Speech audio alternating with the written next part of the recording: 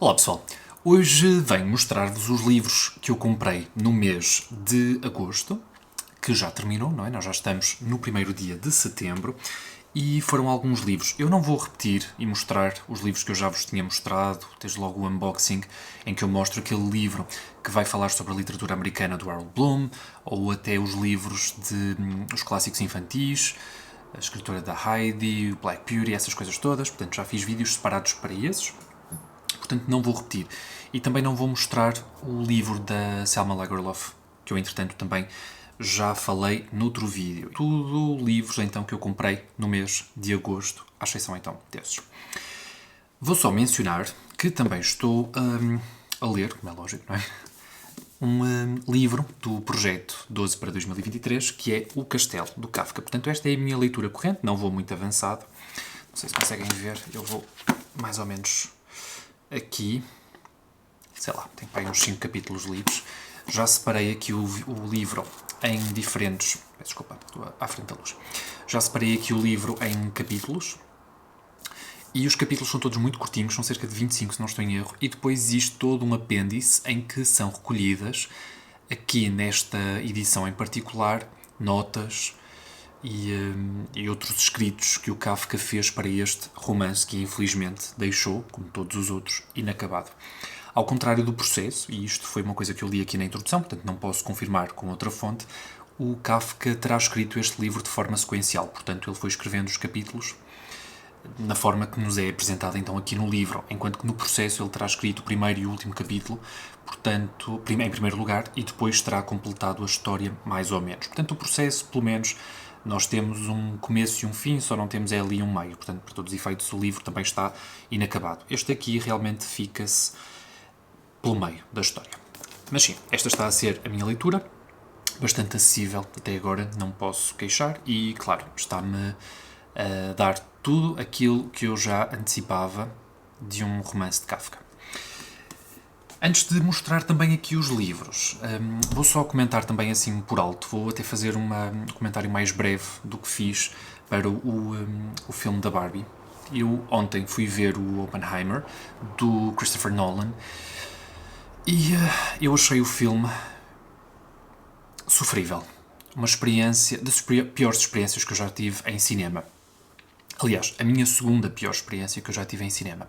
A primeira terá sido Monstros Fantásticos, o terceiro filme, não pela má qualidade do filme, apesar do filme também não ser dos mais interessantes, mas porque fui ver o filme num cinema IMAX e eu não estava preparado para aquela experiência e senti-me bastante assoberbado com tudo. Tudo mesmo, mas principalmente num sentido mais visual. Eu não conseguia encarar o ecrã do cinema, para mim aquilo era demasiado. E no caso do Nolan, não foi tanto isso, até porque eu vi aqui no cinema da minha terra, que é um cinema que apesar de tudo é bastante grande, mas as pessoas estão bastante afastadas do ecrã, é um ecrã perfeitamente normal, foi mesmo o filme em si. O filme é penoso, pelo menos foi o que eu senti, e eu já tinha sentido isso com outros filmes do Nolan. Não é um realizador que me fascine particularmente, eu não quero com isto ofender as pessoas que gostam desse realizador. Na verdade, ele é um realizador, mais uma vez estou a falar de escritores, não sei porquê. Ele é um realizador bastante aclamado e este filme em particular foi descrito como a sua obra-prima e eu, sinceramente, não me revejo nesse género de comentários. O filme, além de longo, é caracterizado por ser um conjunto de vinhetas da vida deste homem que foi responsável pelo projeto Manhattan, que tinha como objetivo conceber, preparar as armas atómicas, que depois os Estados Unidos viriam a utilizar para terminar com a Segunda Guerra Mundial, obter a rendição do Japão, ditar o fim da guerra. E o que é que me dá... o que é que isto em mim transmite, este género de filme? Lembrou-me, em alguns aspectos, aquilo que o Lin-Manuel Miranda tentou fazer com Hamilton, mas de uma forma menos bem conseguida. Eu acho que veio trazer de volta uma figura que estava, eu penso que se pode dizer, esquecida, digamos assim, não é? E veio, de certa forma, torná-lo um novo herói à luz e aos olhos de todas estas pessoas que foram ver o filme. E, sinceramente, eu não me vejo qualquer propósito de contar a história daquele homem em particular. Ele não foi um santo, também não era propriamente um pecador, enfim, na falta de outra palavra melhor. Eu só sinto que era uma história que não precisava de ser contada. E eu acredito que o Nolan tenha lido a biografia, que mais tarde viria a inspirar então o filme dele, e tenha sentido fascínio pela figura do homem que criou a arma mais mortífera que nós agora conhecemos, que alguma vez causou dano à humanidade. Mas até isso se traduzir num filme que, interessante, vai um longo caminho. E o filme não é de todo interessante. Eu, pelo menos, senti a parte narrativa muito falha, não é? Muito esparsa, e ele trata a pessoa que está a ver o filme com muito pedantismo. Portanto, vocês são ignorantes do tema, eu vou estar a falar de coisas que vocês não conseguem sequer alcançar, mas depois, para quem perceba um ou outro conceito do tema em questão, apercebe-se que aquilo é só... ele fica só pela rama. Portanto, a forma como ele explica fusão, a fissão, é tudo tão banal, tão absurdo, que nós perguntamos assim, mas será que é mesmo assim que estes físicos falam? Estas pessoas tão inteligentes falam de forma tão banal destes tópicos altamente complicados? Portanto, eu acho que ele, de certa forma, é pedante na forma como transmite a informação para a pessoa que está a assistir, e eu não consigo conceber como é que uma visualização daquele filme possa ser prazerosa. Eu, sinceramente, eu não consigo conceber algo assim, mas lá está, eu sou eu, e depois as outras pessoas terão uma opinião diferente. Portanto, se eu tivesse que estabelecer aqui uma comparação, eu diria que a Barbie, ou o filme da Barbie, é infinitamente superior ao Oppenheimer. E eu acho que já estava à espera disto, não sendo propriamente fã dos filmes então do Nolan. E lamento se por acaso algum fã do Nolan estiver a ver este vídeo e esteja desagradado com os meus comentários, mas sim, realmente é o que eu sinto.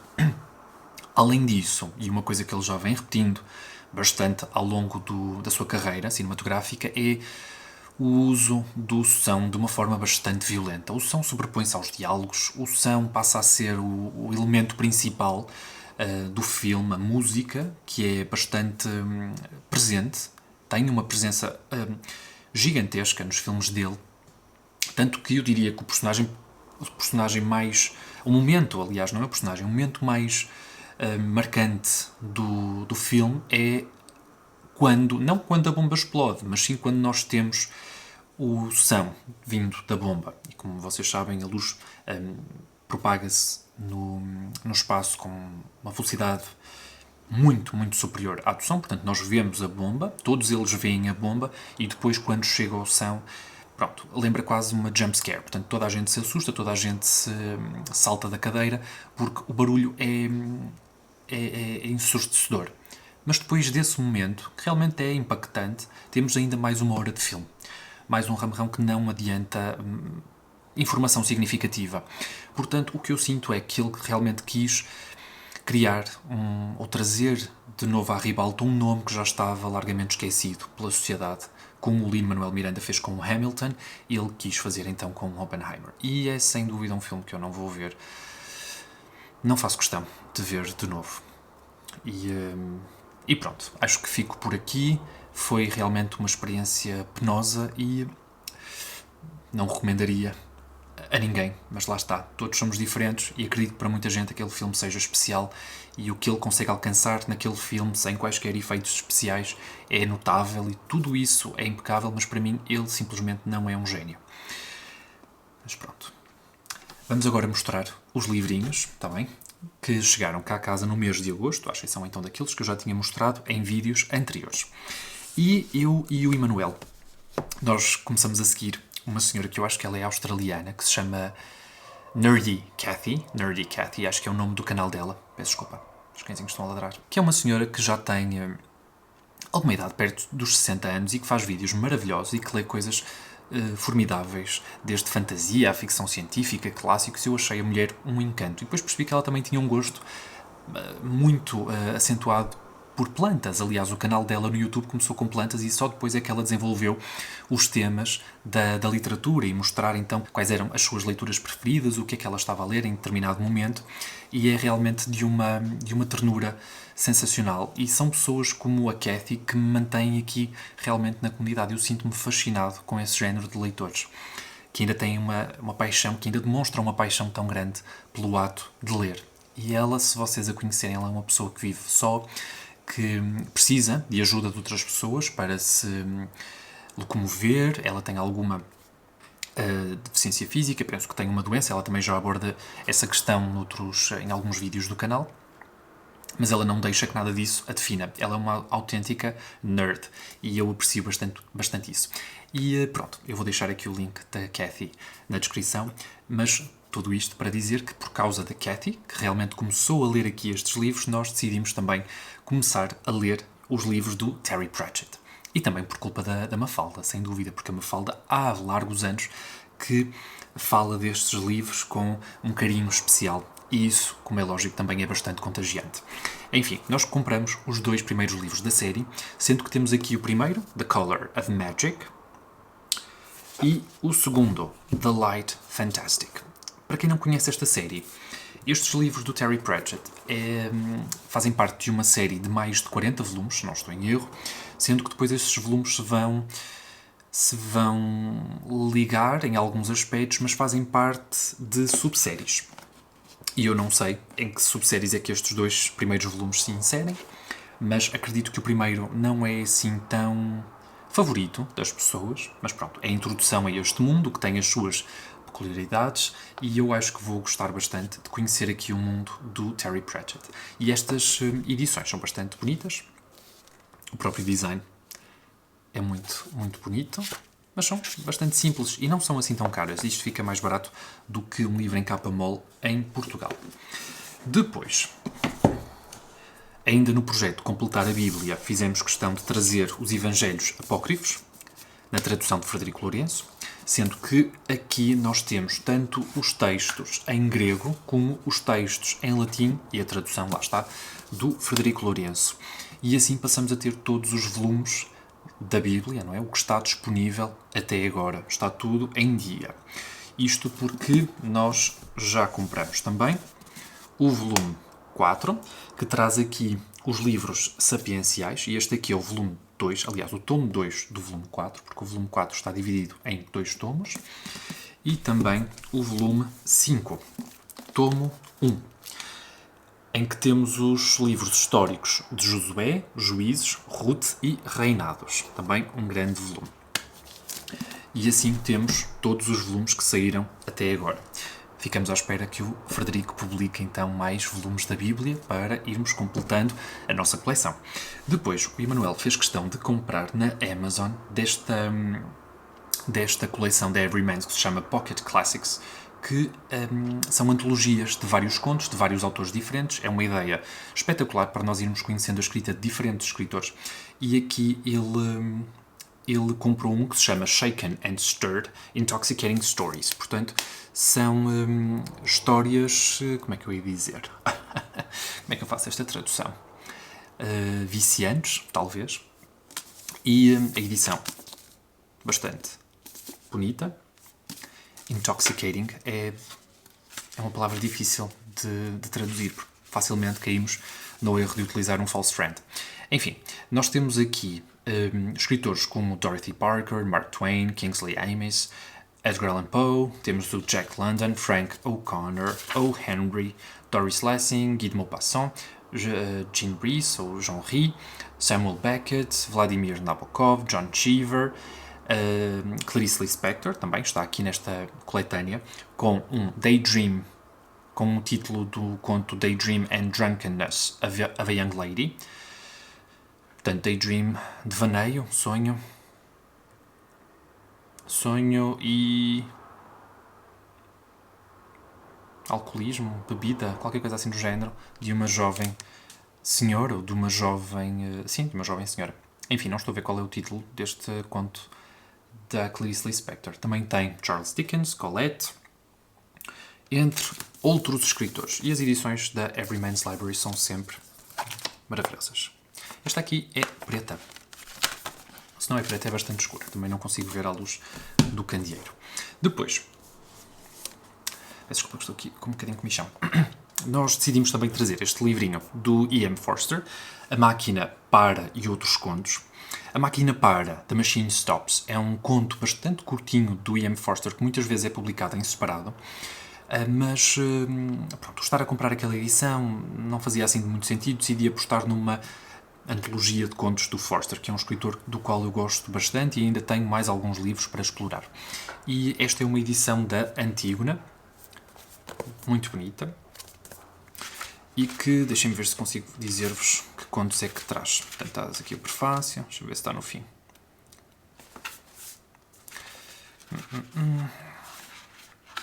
Exatamente, portanto, o primeiro conto, A Máquina Para, O Outro Lado da Sebe, A História de um Pânico, A Estrada de Colono, O Momento Eterno, O Amigo do Pároco, A Diligência Celestial, Outro Reino, O Objetivo, A História da Sereia.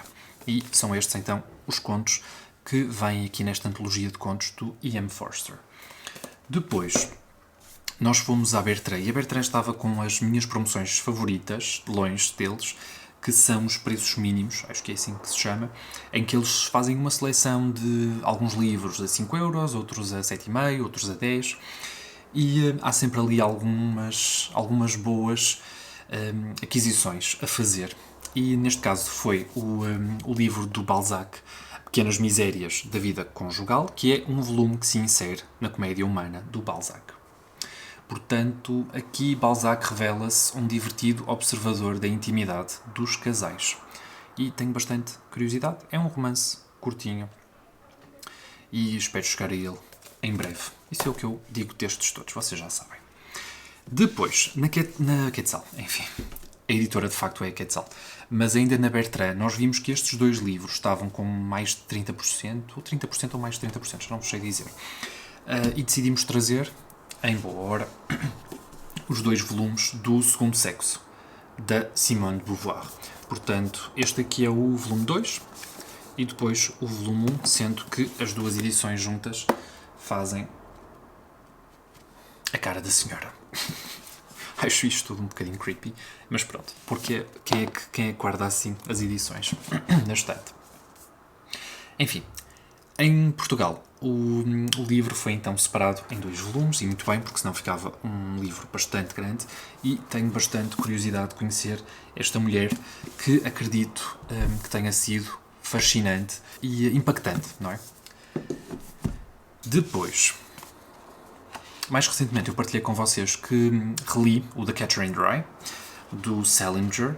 Portanto, nós decidimos adquirir mais um livrinho do Salinger, que ainda não tínhamos, sendo que nós temos o Nine Stories, tanto em inglês como em português, e temos o The Catcher in the Rye, tanto em português como em inglês, mas ainda não tínhamos nenhum dos restantes. Ele também não tem assim muitos, como vocês sabem.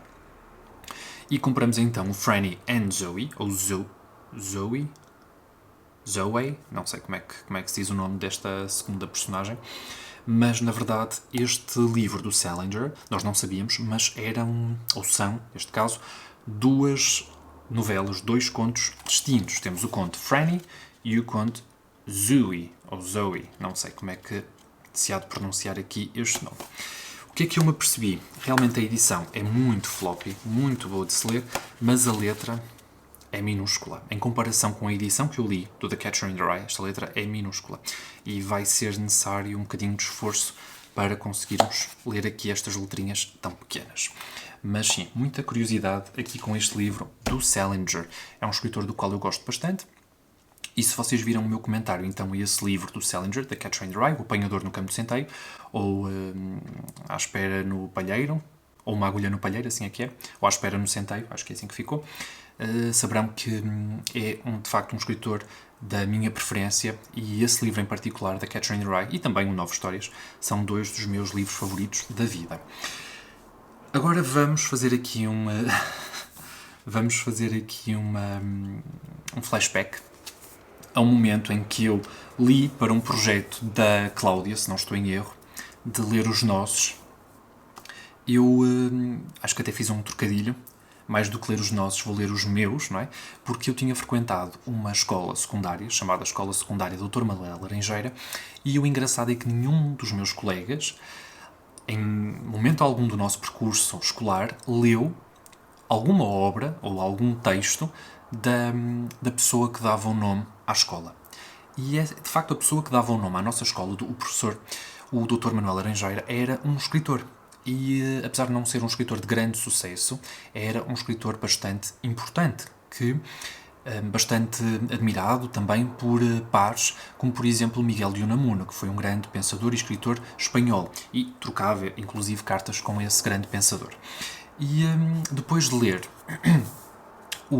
as cartas escolhidas de Manuel Laranjeira, também uma edição do Relógio d'Água, eu vi que a Relógio d'Água estava com promoção no site e que ainda tinham este volume disponível de prosas dispersas. E eu fiz questão de trazer este livro, ler mais de Manuel Laranjeira, e realmente é bastante estranho nós andarmos numa escola que tem o nome de um escritor e em momento algum do nosso percurso literário, seja dentro ou fora da disciplina de português, lermos uma obra dele. Portanto, isso nunca aconteceu.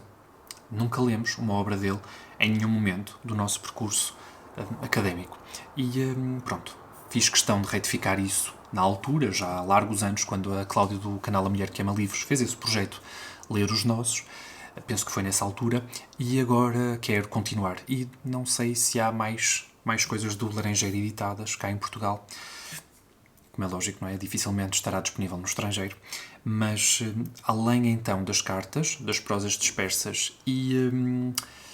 sim, além destes dois, creio que existe ainda um volume que hoje também já li, que é o livro Pessimismo Nacional, que foi um ensaio que o Manuel Laranjeira escreveu. Depois foi usado pelo Miguel de Unamuno para escrever o Portugal, um povo suicida. Acho que é assim o título do ensaio do Unamuno, que eu também já tive a oportunidade de ler e também já tem vídeo aqui no canal.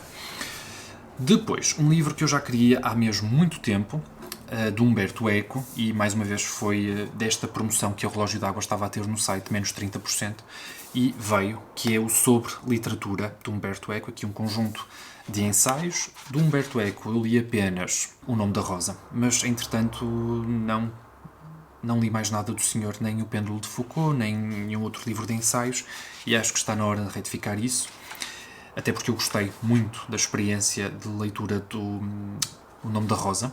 É sem dúvida um dos grandes livros que eu já li. E aqui nós temos vários ensaios a propósito de literatura. Portanto, ele vai falar do Wilde, do Oscar Wilde, não é? Sobre algumas funções da literatura, a leitura do Paraíso Perdido de Milton, a poética de Aristóteles, Jorge Luís Borges, entre outras coisas. Portanto, acho que é um livro interessantíssimo e que tinha que vir cá para casa. E já podia estar cá em casa há mais tempo. E, ainda nesta senda, também um livro do Maurice, sim, acho que o senhor é francês. Exato. Blanchot, O Livro por Vir, que também vai ser aqui um livro que vai falar bastante de literatura, nomeadamente de Proust, Artaud, Musil, Brock, Henry James, entre outras coisas. Ele vai falar do mistério, portanto... A literatura ocupa o centro das pesquisas de Blanchot e é à luz do seu mistério que o autor de O Livro por Vir e o espaço literário se esforça por circunscrever. Através dos autores e dos livros, interessa sobretudo a Blanchot o movimento que os cria. E, sim, sei que vou gostar, já vi várias pessoas a ler este livro, principalmente na altura em que ele saiu, que não foi assim há tanto tempo. Portanto, este livro saiu em outubro de 2018. Agora que penso, já foram quase 5 anos. Enfim, parece que saiu ontem. E vi na altura algumas pessoas a lerem este livro e fiquei sempre com bastante curiosidade. Esperei agora para comprar com desconto no site da Relógio d'Água.